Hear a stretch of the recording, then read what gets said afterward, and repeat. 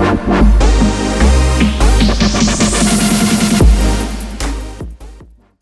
what's going on, guys? Welcome to What Happens Here, Las Vegas's newest sports and entertainment show, where I, Marcus Deegan, ask you to come up here and check out some of the world's most talented and fascinating characters. Thank you very much for joining us on our third episode. I hope you guys enjoyed the first ones with Wayne McCulloch and with Christine Faria. We've got some mad combat sports interviews coming up in the future. I want you to stick around. We've got some mad entertainers from all over the globe. But Today's a little bit of a special day for me today because I'm getting to interview not only someone that I admire and someone that I've been following for a long, long time, but someone that's also a buddy of mine. Now, let me just give you a little bit of a background on who I'm introducing today. If you guys are into rock and roll music, then this is the band to see. If you haven't heard of them, let me explain who this is. This is a band called Adelitas Way. They're an American rock band. Started they had their break in about 2006. You may have heard their music on the WWE intro with their hit song, Invincible. Ladies and gentlemen, would you please put your hands together and welcome to the stage, to the show, the front man from Adelitas Way, Mr. Rick Dejesus. My man, what an intro. How you doing, Rick? Oh, happy to be here with you. Good to see you, my friend. What's happening? You too. It's quarantine. Are you staying busy? Oh, man, we're on day 33 of the quarantine. I'm staying busy. I mean, I'm getting together with the boys, and, we're jamming about once a week. We got a room. We got a rehearsal room. We were doing it in my garage, but then, a couple cops called on us a couple times from my neighbors, so we were like, all right, let's rent a spot. So we've been getting together, putting on live stream concert series every weekend, and writing some new tunes, man, making the best of the time and doing our part to make sure that we're staying distant, man. Yeah, look, I know that being in an industry like this, your fan base is huge. So I see that you guys have been doing the live streams through Facebook and YouTube. How's that going? Are your fans actually clicking on and watching those concerts? Oh, they're watching. I mean, we're reaching over 100,000 people every time we perform a live stream. It's fantastic. We have an amazing fan base. We have the best fans, and I'd like to say that we're also beginning to become a genreless band. When I get to look at the fans and I see who's interacting with us, it's so much different, diversity. It's pretty amazing. Well, you know what? That was one of my first questions that I was going to ask you. What kind of, what do you identify yourself as? Like your genre of music, what do you identify as? Grunge, as rock, as soft rock? Where do you come with that? I don't know. I think it's just all about the songs. I think we take a different approach every time we go to the studio. We focus more on doing what we want to do and being who we are as artists instead of focusing on putting ourselves in any kind of limitations, right? We want to be unlimited. We want to be able to, I certainly want the sports fans. I'm a diehard sports fan. They use our music a lot. I certainly want the females there. I certainly want couples to come out to the show. I want kids to look up to us because I do believe that for the most part, we're good role models. So I just want to reach, diversity is what we shoot for. And honestly, we're more concerned with us being who we are instead of trying to fit in any box. So I'd say we're a genreless band. Depends on what you're looking for the mood you're in. And we got something for everyone. Yeah, you know what? That's a really, really good answer because I suppose that you've been compared to lots of different bands in the past. So that's got to tick you off when you're trying to get your own identity. Look, when it comes to being a front man, you've pretty much got everything that it takes. You've got the charisma, obviously the looks. You've got this mad voice that kicks ass in ballads, but also you've got that hard rock. And you've also got the height. A lot of people don't know. You're a very tall man, Rick. I am. I'm a big boy. And you know what else I really admire about you, Rick, is that you have that, I like to call it the Conor McGregor mindset. And I remember 15 years ago, you shared this dream with me. I remember you talking to me about it and where you wanted to go and what you wanted to do in the future. I distinctly remember it. And you willed this into reality. You've become what so many other bands have tried to do. What separates you from all these other bands, these essentially garage bands that are trying to make it big? I would say this. I would say one of the big things that we stand for is hard work pays off.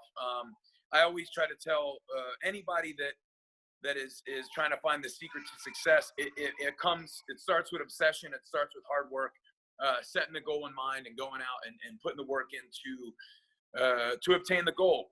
And then also sometimes, you're meant to do, you can feel like you're meant to do things, right? I felt in my heart I was meant to do this. You still hear me okay? Is everything? Yeah, I can hear you good, brother. You're great. Yep. Okay. I felt it in my heart that this was what I was meant to do. And I was meant to be a light. I really like to spread a lot of motivation, a lot of love in our music, a lot of positive, bright light. I see a lot of my heroes that I grew up listening to, and most of them are dead now, man. Most of them have killed themselves. Most of them took their own lives. And the message they spread was very dark. And there was a point in my career where I realized I want to use the platform that I have to motivate people who want to ignite that fire. Like I said, it starts with hard work and obsession and really just honing in on exactly what you want. Sometimes I will binge on Adelitas Way. I'll do like a week where I'll just literally binge on all of your music. And there's so many of your songs that I listen to that really are indicative with things that have happened, not only in my life, but in the future. And it's just, there's so many, the lyrics that you, is it you that writes these lyrics? Oh, of course. Of course. Are they all from you, Rick?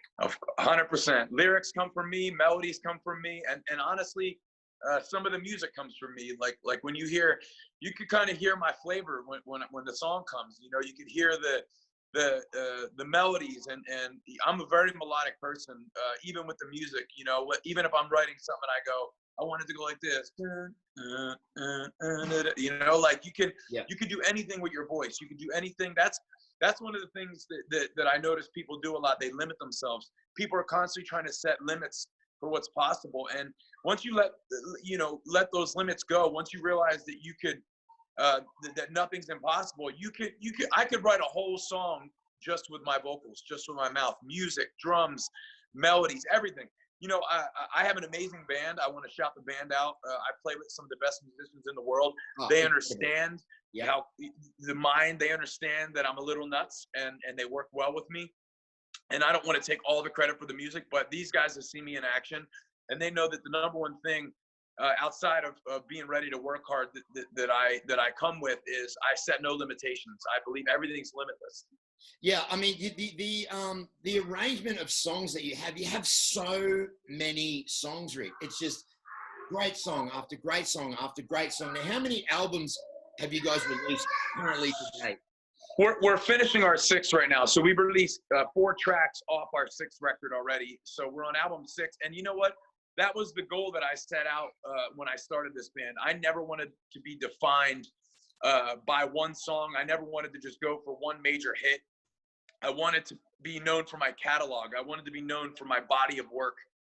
And in the end, I've always thought about this as a career, as a 30, 40-year plan, which is another mistake that I think a lot of artists, they put their goals so short-term. I've always thought about this as a long haul, the long road, and you have your ups and downs, man. You can't let the downs defeat you. You got to use the downs to refuel and refire the energy inside of you to push yourself and to continue on. So, you guys, and look, you guys have been touring pretty well. You've been releasing albums. You've been kicking ass as far as opening for some huge major acts. Can you tell us some of the acts that you guys have opened for? Oh yeah, we've opened for Guns N' Roses, Alter Bridge, Shinedown, 3 Days Grace, Theory of a Dead Man. The list goes on. We played with Hailstorm. I could be forgetting a ton of acts too. There's just so many. Papa Roach. Let's keep thinking. Seether. Seether's the one that I firstly remember. Was that one of your first ones, Rick? It was. Disturbed is another band we played a lot of shows with. And, as much as I love supporting bands, there's nothing like headlining. And the past couple of years, we've really come into our own and become the headliner. And, I'd say we just did our first worldwide tour where we played Germany, Switzerland, the UK, Italy, and it was awesome. And for me, going out and being the headliner was a major goal, and it's something that we've accomplished over the past 5 years. We can show up anywhere. You could throw a dart on a map, and we can go up and play in front of 400 to 500 people any given night, and it's a beautiful thing. And another thing that I love that we're doing is we're creating the new model for the new music business. For any artist that, you know, in this business, one of the things I noticed is they chew you up and they spit you out. You know, we put out 3 records on Virgin Records. We had the biggest manager in the world. You know, these guys used to tell me they love me, and they make you feel this sense of comfort. But at the same time, you're really not getting what you deserve through the whole process. You're slaving away. You're still broke. Over the past 5 years, we've put out, this will be our 3rd release on our own label, The Vegas Sin. And we, on our own label, we have over 150 million streams through Spotify and Apple Music independently. And that's incredible. And, you know, thank you, brother. It's life-changing. I don't want to degrade, like, by saying, you know, who have you opened for, but it's I mean, obviously a lot of bands start off by opening for bigger bands. Of course. Now, when you're saying that, you know, you are definitely the headliner band now, would you open for another big band again, or are you just strictly? Of course. No, of course. We love to play with our peers, because first things first, it's all about having a great time with your friends. It's all about putting on a great show for the fans. There's more to this than just your ego or you doing what you want always. So everybody's looking for a great time. Whenever you put us with another great band like Disturbed or Theory of a Dead Man or Shinedown, you know it's going to be a fantastic night, not only for everybody involved, but for the fans. And we're very easy to work with. We're very, very non-egotistical. We're a blue-collar band. We work hard, and we're always open to a great time. Now, when you're opening for one of these bands, like for instance Guns N' Roses, and there's 20,000 people there, when you go out onto that stage, is there any kind of like are you like worried that they don't know who you are, or does all these people actually that are coming to see Guns N' Roses know, wow, fucking Adelitas Way is going to be the opening act. Let's go pump up with that first and then jump into GNR. Do people know who you are when you open for these bands? It's gone both ways. And for us, we try not to let that psych us out too much. You know, everything's in preparation. Yeah. Your confidence comes with preparation and repetition. So the more prepared you are for a show like Guns N' Roses, we did a whole U.S. tour with Guns N' Roses. You know, we played every arena in the country just about. And the number one thing that made us ready for that was we prepared by practicing. We played a lot of shows, and our pre-show warm-ups are intense. You know, about 2 hours before the show, we dedicate every almost second of the day to get ready to the performance, from driving 10 hours to the next city to making sure you got the proper rest, to the warm-ups, to the stretches. By the time you go out to play with a band like Guns N' Roses, all you're ready to do is enjoy the experience and give every ounce of energy you can to the fans, because honestly, the performance can even come down to each breath. You know, it comes down to moments of breathing, and yes. You really got to be in control of your body, and you really got to be, and it's constantly a learning process through repetition. But the more control you have, the more relaxed you are, the more, the calmer you are, the better flow you have, the better night you have. Now, do you get these guys coming up to you after your show, like Axl Rose and Slash, and saying, "Hey, do you guys want to get fucked up after the show?" Or "That was completely amazing," or, you know, we've got an orgy happening back at the because you're a family now. You're a family man now, right, Rick? Of course. So the sex, drugs, and rock and roll thing is all bullshit, right? No, I mean, it's out there. It's out there. It's out there, certainly. But we definitely got to hang out with those guys. And, you know, it's funny, on New Year's, and this is it's not really a regret of mine, but speaking of family, we did 2 shows with Guns N' Roses here in Vegas on New Year's, and Axl invited me and the band up to his suite at the Hard Rock, and he had a big bash there. And it was at the end of the run, and you know, I had my family there, so I just headed home after the concert. But the boys went, and they had a great time at the show. They got to hang out with the guys. But yeah, it's very full of camaraderie for the most part. You know, some bands you go on tour with, you're disappointed. But a lot of the times these guys become your comrades. They become your friends. You have great experiences with them. You hang. It's just, overall, it definitely is the dream. I hear a lot of people complain about being in music, or being an artist, and I'm not one of them. I've embraced it. I've had a great time with it. I love the experiences I've had, and I embrace all of it. It's been great. It's been a great ride. See, so that just tells you a lot about this man right here, guys. He gets invited back to the suite with Guns N' Roses to party, and you know there was some really, really cool shit going on back at that party. But no, what did he want to do? Wanted to go home to the wife and the babies. That's a good man right there. Of course. You've changed. Of course. You've changed. Hey, you know me. I don't know if we can talk about this, but I like to ask these kind of controversial questions. Can you tell everybody how we met? Oh yeah, of course. Well, it's great because, you know, you took me in so you were so embracing of me when I moved from Philadelphia to come in to be a part of American Storm, and the Thunder Boys took care of us. I came here to Vegas. I remember I stayed at your house for a couple days, and I didn't have nowhere to go. Remember? Yep, I didn't know nowhere to go, and I was crashing at your place over in GV, you know, and it was awesome, man, and it gave me a really that welcoming feeling was such a big part of me embracing Vegas for what it was and becoming to love this beautiful city. So, you know, that welcoming from you when I was getting ready to go and perform on the Strip on the Riviera with American Storm, it was just part of what made me love this city so much, and that embrace. And thank you for being so kind. And I'm so glad that after all these years that we're still in contact and we're still mates, and it means a lot to me. Well, I remember when you were doing the TV show, and who was the host of that TV show? Rachel Perry. You know her? Oh, yeah. Oh, we dated. We'll say that, right? Oh, I love it. Is dated? Is that what you kids call it these days? It is. It is. So some of my top songs. You know what? I like going back to the old days. I remember one of the first ones that I really fell in love with was a song called "Hate Love." Oh yeah, one of the first ones I ever wrote. And I still bust that out and I still sing it at the top of my voice. Do you play that in the concert, or do you get requested a lot of the old songs?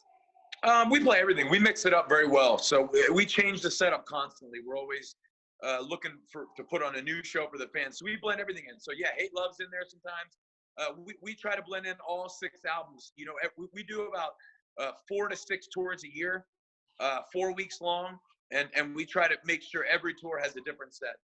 Now, can you let everybody know how they can find out about you, when you're touring, what do they need to do to just to know all about you and your band? AdelitasWayMusic.com. You can see all the tour dates, bands in town. Follow us, guys. We're independent. We own all of our own masters. So stream us at Spotify, Apple Music, Amazon. That's the best way to listen to us. Come out to a show. We guarantee.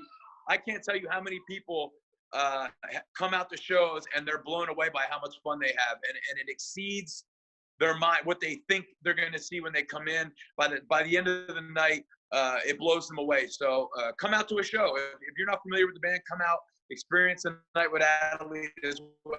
I promise you will love it. All right, we're gonna put that right there. Then we're gonna put the Instagram right there, and then that way you can get to find out and know what I love about this band.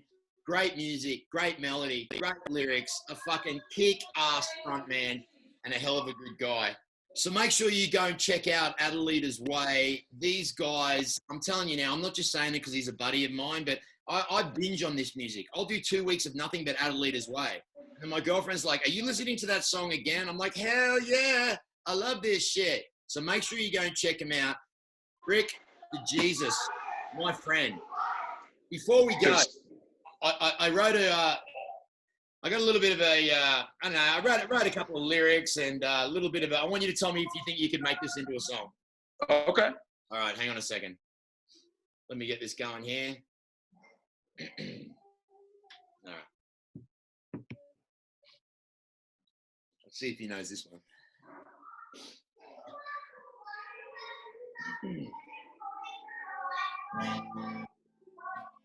I'm all alone, far away. Then learn from my mistakes. I should have known just what to say. That's all I've got so far. Do you think? To make you want to stay, you were always the one giving. I got that. I got the next part for you. There to take it. Take your heart and break it. Oh, Can we go for the big one? I love it, Rick. I could go for the big note. I could hit it live. Do it. Here we go. Let's go. Take your heart and break it. Oh, and I'll never make it without you. I need a second chance, 'cause I want to make it about you. Yeah, we got it. Oh, brother, I loved it. Ladies and gentlemen, there you go. Class act, Adelitas Way. They are just smashing it all over the world. Proud of you, brother. Actually, Proud of this. Rick, Great. I didn't touch on this really quickly. I didn't touch on this with the whole WWE thing. with your song Invincible. Was that really the defining moment when people knew who the fuck Adelitas Way was? It was the start of it, yes. It was the start of it because, it took a lot of hard work, too. We were touring for about a year or two up to that point, but the WWE stepping in and showing that belief in us and that relationship was definitely it made us feel good. It was fuel to the fire. And we got to do so much cool stuff with them. We got to go to events. We got to meet a lot of the wrestlers. We were on Monday Night Raw. We were on SmackDown. We got to go to a couple of the pay-per-views. We were the theme song for TLC, Tables, Ladders, Chairs, or Pray for Peace, Ready for War. And when I see some of the guys, man, they know us. Every now and then if I'm out and about and John Cena's out there, he'll come up to me and be like, hey, man, good to see you. And so it's cool to have a little bit of that rapport with some of the superstars. Baron Corbin's another one who every now and then will reach out and just holler at us. So it's pretty cool. Now, has Connor heard your song Notorious yet? I seen he shared it on one of his stories on Instagram, but I don't think he's really sat down and listened to it. And, I think I wrote that in our beautiful city. I remember I wrote the chorus to Notorious driving around the Strip in Vegas. I came up with that melody and I came up with the concept for the song because I'm obsessed, baby. This happens with hard work and obsession. And that, like I said, Connor's got that mindset. You've got that mindset. That mindset's an important part of becoming the animal that we are, and going and getting what's yours. Well, there you go. There you go. We're just going to leave it right there, man. Rick Dejesus, the front man from Adelitas Way.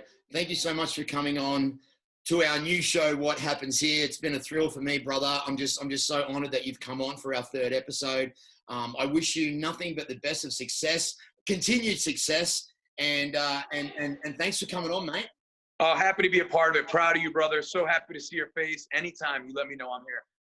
Rick Dejesus, Adelitas Way on What Happens. See you guys. Thanks, guys.